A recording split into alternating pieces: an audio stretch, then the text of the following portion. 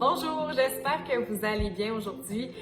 Depuis le début de la pandémie, on a parlé beaucoup des artistes de la scène qui se tournent vers le web pour promouvoir leur musique, par exemple, mais c'est aussi vrai pour les artistes visuels. Il y a plein d'initiatives vraiment intéressantes sur le web pour découvrir nos artistes, entre autres à Moncton, la galerie Louise et Ruben Cohen qui nous propose une série de vidéos intitulée les greatest hits de l'Internet. Donc, l'idée du projet, c'est vraiment de nous faire découvrir un peu qu'est-ce qui inspire, qu'est-ce qui divertit, qu'est-ce qui intéresse les artistes pendant la pandémie sur le web.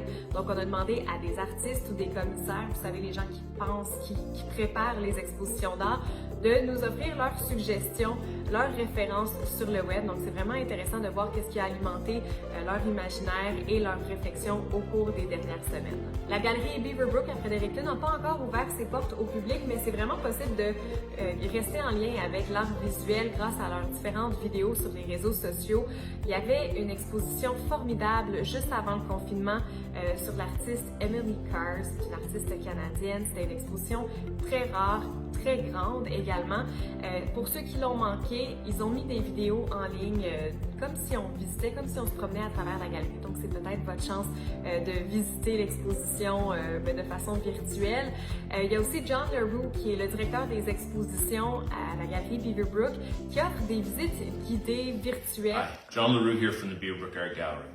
Donc, il nous présente un artiste ou une œuvre et c'est très intéressant parce que, au-delà de découvrir un artiste, sa technique, il y a aussi tout le volet histoire. Donc, même si on s'y connaît pas beaucoup en art visuel, c'est possible de s'intéresser au sujet, ne serait-ce que pour l'importance de cet artiste-là ou de son travail dans l'histoire.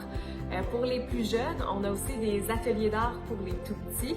Et ce qui est vraiment génial, c'est qu'encore une fois, il y a le volet instructif. Donc, on s'inspire d'une œuvre ou d'un artiste pour chacun des projets. Donc, pour les enfants, ils découvrent un nouvel artiste et ils apprennent aussi un petit projet d'art à faire à la maison. Une autre initiative créative pour les jeunes, celle-ci est offerte par le groupe Art à ciel ouvert qui nous offre chaque été un festival d'art en plein air à Charlottetown.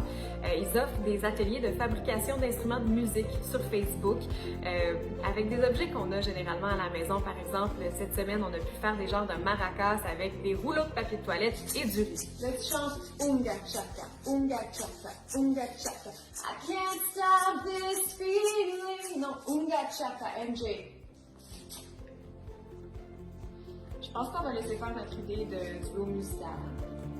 Art à ciel ouvert, c'est aussi associé avec Film PEI pour diffuser des films en direct sur Facebook.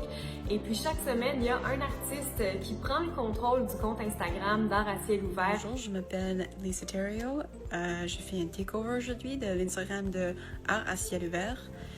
Je suis un artiste visuel. Et on lui laisse vraiment une carte blanche pour se présenter, pour présenter son lieu de travail, son studio, ses œuvres.